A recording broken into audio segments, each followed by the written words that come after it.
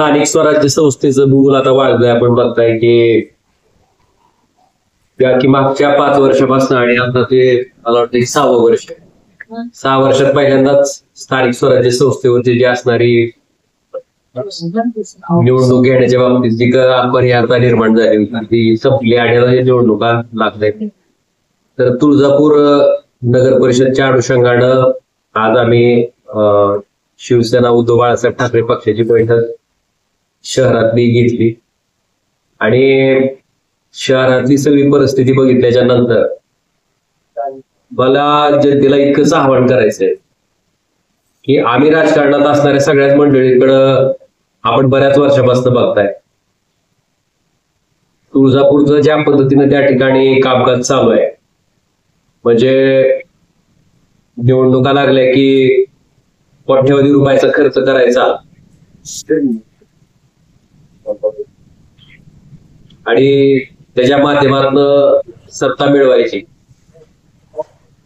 आणि त्याच्यानंतर त्या सत्तेच्या माध्यमातून परत जी खर्च केलेली संपत्ती आहे ती सर्वसामान्य लोकांच्या हक्काचा टॅक्सचा पैसा जो आहे सरकारचा त्याचं अक्षरशः शोषण करून पुन्हा ती संपत्ती कमवायची. असा काहीसा प्रकार त्या नगरपालिकेच्या बाबतीत झालाय. आणि माझं जनतेला एवढंच नम्र निवेदन आहे की आम्ही महाविकास आघाडीच्या माध्यमातून तुमच्या समोर दिला जाणारा पर्याय हा निश्चितपणे सुसंस्कृत आणि जनतेला हवा असा अशा पद्धतीनेच असणार आहे. पुढच्या पर्यायाबद्दल मी काही फारसं बोलू इच्छित नाही. आपण इथले स्थानिक आहात त्यामुळे आमच्यापेक्षा तुम्हाला इथलं स्थानिक परिस्थिती अवस्था माहिती आहे. जनतेला फक्त इतकंच माझं नम्र आव्हान आहे की आपण निवडून दिलेला लोकप्रतिनिधी फक्त निवडणुकीच्या काळात काही पैसे घेऊन द्यायचा आहे का 5 वर्ष अखंडपणे तुमचा सेवक म्हणून काम करणारा निवडून द्यायचा आहे.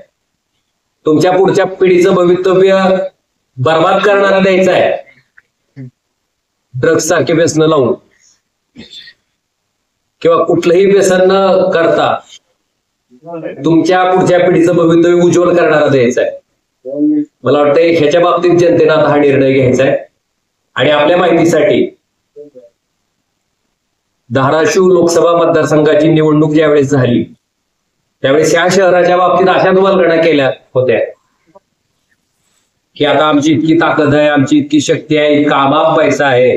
अशा परिस्थितीमध्ये सुद्धा तुळजापूर शहरातील सुज्ञ जनतेनं तब्बल 3,500 मताचं मताधिक्य त्या ठिकाणी ह्या शहरातल्या लोकांनी लोकसभेच्या निवडणुकीच्या वेळेस त्या ठिकाणी माझ्या पाठीमागं उभा केलेलं होतं.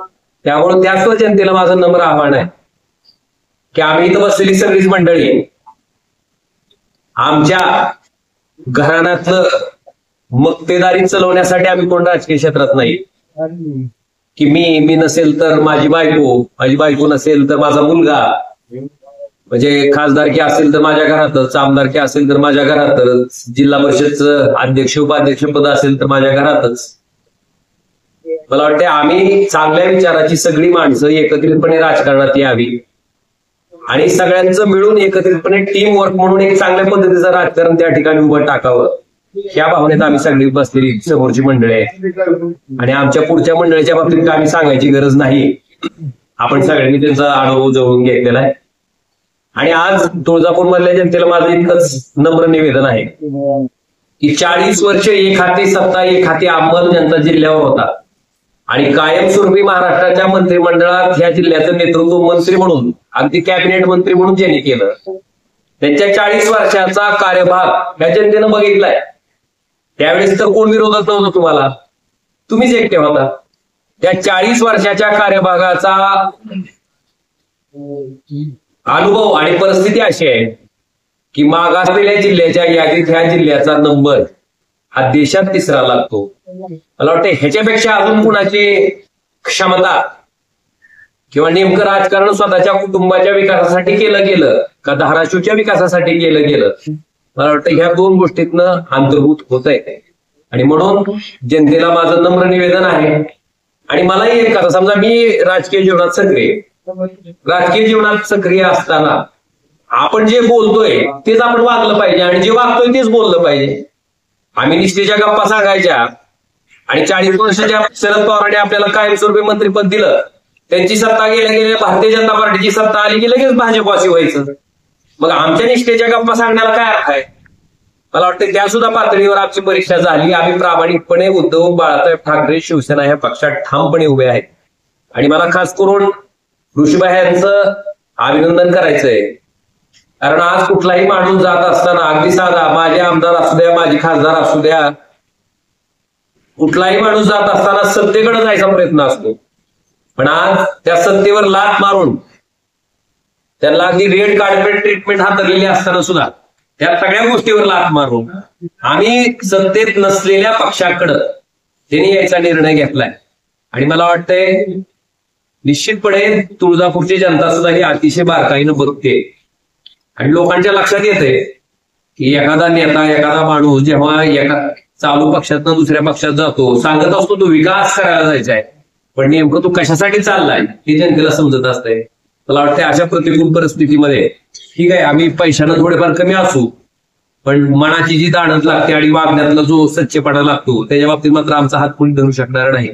त्या पद्धतीचं कामकाज या जिल्ह्यामध्ये आम्ही मागच्या 2006 पासून मी स्वतः सक्रिय झाल्यापासून केलेलं आहे. आणि त्याच भावनेतनं तुळजापूर मधल्या जनतेला माझं नम्र आव्हान आहे की आता हे जे गलिच्छ राजकारण झालंय त्या राजकारणाला जर मूळ माती द्यायची असेल तर चांगल्या पद्धतीची चांगल्या प्रतिमा असणारी माणसाच्या हातातच स्थानिक स्वराज्य संस्थेचं त्या ठिकाणी नेतृत्व असणं गरजेचं आहे आणि ते त्यांनी द्यावं अशी अपेक्षा आहे. त्या माध्यमातून ज्यावेळेस सगळ्या उमेदवाराची नावं पुढे येतील त्याच्यातला जो काही योग्य उमेदवार असेल मग तो ज्या पक्षाचा असेल त्या पक्षातनं जी माणूस समोर त्या पक्षाची उमेदवारी घेऊन येईल आमच्या घटक पक्षापैकी. जर तो काँग्रेसचा चांगला असेल आमच्यापेक्षा तर काँग्रेसचा येईल. जर समजा तो शिवसेना उद्धव बाळासाहेब ठाकरे पक्षाचा चांगला असेल तर तो शिवसेना उद्धव बाळासाहेब ठाकरे पक्षाचा येईल. तो जर शेकापचा असेल तो जर त्याचबरोबर तुमचा राष्ट्रवादी काँग्रेस शरद पवार पक्षाचा असेल तर तो येईल. जो चांगला असेल तो येईल. मुद्दे आम्हाला एवढंच आहे की नुसतं आभासी विकास दाखवण्यापेक्षा प्रत्यक्षात निश्चितपणे सर्वसामान्य माणसाच्या आयुष्यामध्ये बदल केला जाऊ शकतो की आम्ही फक्त आमच्या 2.5 वर्षाच्या महाविकास आघाडीच्या सरकारच्या काळात दाखवलं. जेव्हा की आम्ही तिथं कुठल्या मंत्रिपदावर नव्हतो. आपल्या माहितीसाठी धाराशिवचं शासकीय वैद्यकीय महाविद्यालय हे त्या ठिकाणी सन्माननीय उद्धवजी ठाकरे साहेब मुख्यमंत्री असताना आपल्या जिल्ह्यासाठी मंजूर झालं. आम्ही नेरूळला नेऊन आमचं प्रायव्हेट हॉस्पिटल नाही चालू केलं. आम्ही इथल्या जनतेचा विचार करून इथंच जिथं ज्या हॉस्पिटलच्या माध्यमातून ज्या शासकीय वैद्यकीय दवाखान्याच्या माध्यमातून इथल्या सामान्य जनतेचे उपचार अगदी मोफत पद्धतीनं कसे होते हा विचार करून ते शासकीय वैद्यकीय महाविद्यालय या ठिकाणी उभा टाकलेला आहे. आपल्या माहितीसाठी ह्या तुळजापूरला देवीच्या मंदिराच्या पाठीमागं जे तुम्हाला रामदारा तलाव दिसतोय तो बांधून 10 वर्ष झालंय. का बांधला याचं कारण तुम्हालाही माहिती आहे. का तर तिकडचं पाणी आणून तुम्हाला त्याच्यात टाकायचं आहे. पण घाटणीच्या बॅरेज पासून ते रामदारा तलावापर्यंत जो प्राधान्यक्रम होता त्या कामाला तो प्राधान्यक्रमच त्या ठिकाणी अडचण येत होता. महाविकास आघाडीच्या काळात तो प्राधान्यक्रम हटला गेलाय. त्याच्या संदर्भातले GR सुद्धा माझ्याकडे उपलब्ध आहेत आणि तो हटला गेल्यामुळं जेव्हा कधी ते पाणी येईल त्याच्या पाठीमागची सगळ्यात प्रमुख अडचण जी होती जी अडसर होता तो अडसर प्राधान्यक्रमाचा होता तो हटवण्याचं काम सुद्धा महाविकास आघाडीच्या सरकारच्या काळात आम्ही केलं. आणि सगळ्यात महत्वाचं 2.5 वर्षामधला 1.5 वर्षाचा वेळ हा कोरोनाच्या सारख्या महाभयंकर आजाराशी लढताना 1.5 वर्षाचा वेळ गेला. काम करण्यासाठी सरकारला फक्त 1 वर्ष मिळालं होतं. आम्ही 1 वर्षात हा बदल त्या ठिकाणी घडून टाकतो. रेल्वेच्या संदर्भात बोलायचं विचारू प्रतिमा स्वच्छ आहे चांगली डबल अंडरलाईन करा नाहीतर जिकडं कोबड तिकडं चांगलं लगेच त्याला वॉशिंग मशीन मध्ये साफ करून आम्ही लगेच तुमच्या पुढे प्रस्तुत करणार नाही. 8-1 असणार आहे की प्रतिमा चांगली असणं ही पहिला क्रायटेरिया. भले पैसे नसतील कारण त्याचं उदाहरण मी तुम्हाला देतो.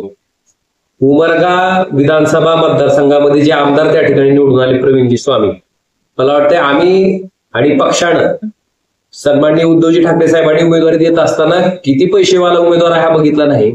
त्याची प्रतिमा कशी आहे हे बघूनच त्या ठिकाणी उमेदवारी दिला.